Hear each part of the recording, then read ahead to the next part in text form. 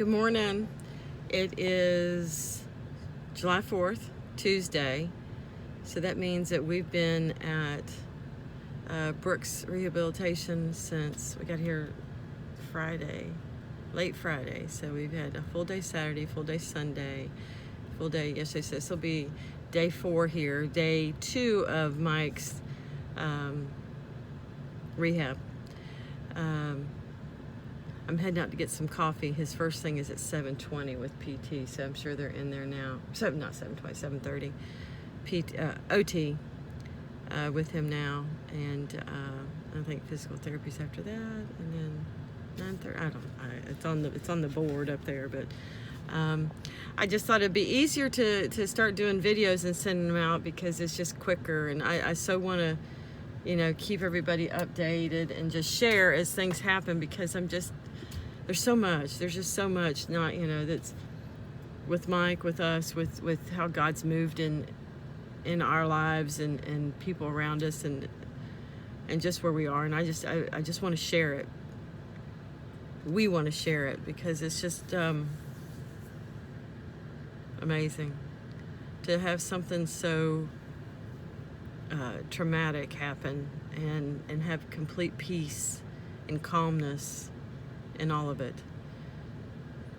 When Mike's in pain and struggles, and that gets at my heart, and I have a hard time with that. I have a hard time, but I know it's temporary, and I have the peace, and he does too. He does too, and he is just, God has just built that man to bust through things when it's tough, and I couldn't be more proud of how he's doing, and we're just blessed to be here from the beginning to the end.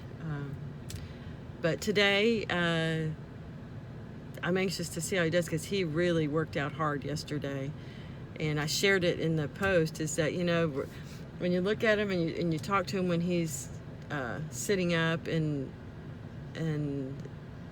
real clear, just looks like he's got an injury, and that in about a week or so we'll be back to normal. We'll be doing whatever until I see him get up out of bed, and his steps are like little baby steps, but they grow into big steps. They're just not take off and go. And y'all know Mike, and those who have seen him, he walks fast. He does everything so fast, and he chews fast. He walks fast. He thinks fast and all, and that's not there yet.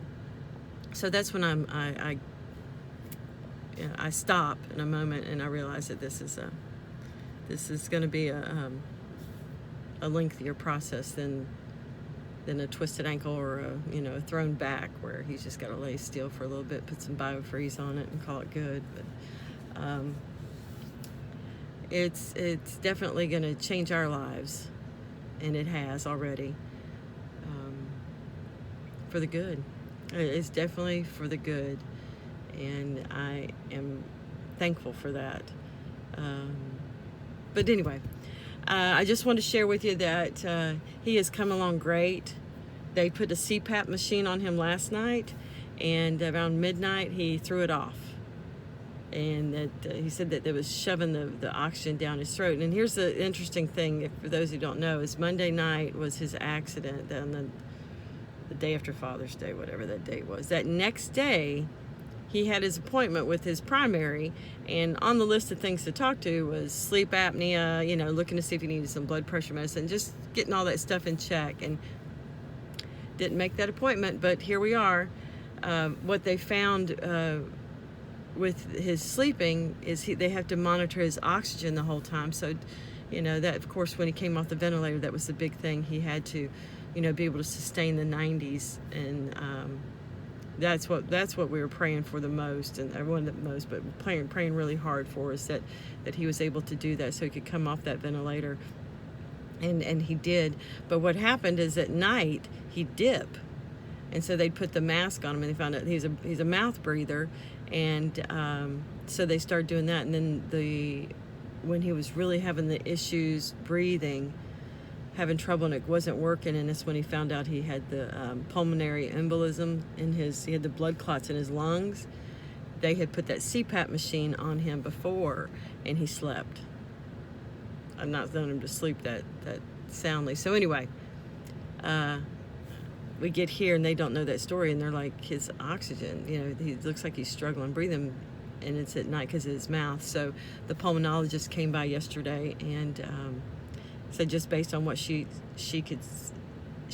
seen and what they had documented, that he probably does have sleep apnea, but they were going to put the CPAP machine on tonight, which was last night. So we're going to try it again. He wants to do it. He definitely wants to do it. So he slept great. I mean, I think he went to sleep like at 9:30 and 12:30. I heard that machine, that thing fall, and then we just put the cannula in there, and he was good to go. But got that and his workout today, and see what they've got in store for him, and we'll go from there.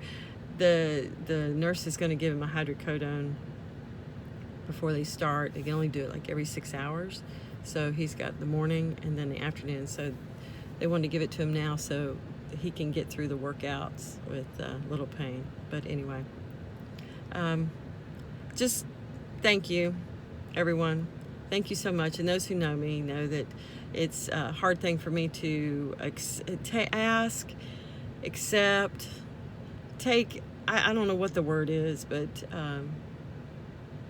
anything that I don't do myself has always been hard for me to take. And I just want to say thank you to all of those that have prayed, have texted, have called, have come by and mowed our lawn, who dropped off gifts of money, the food.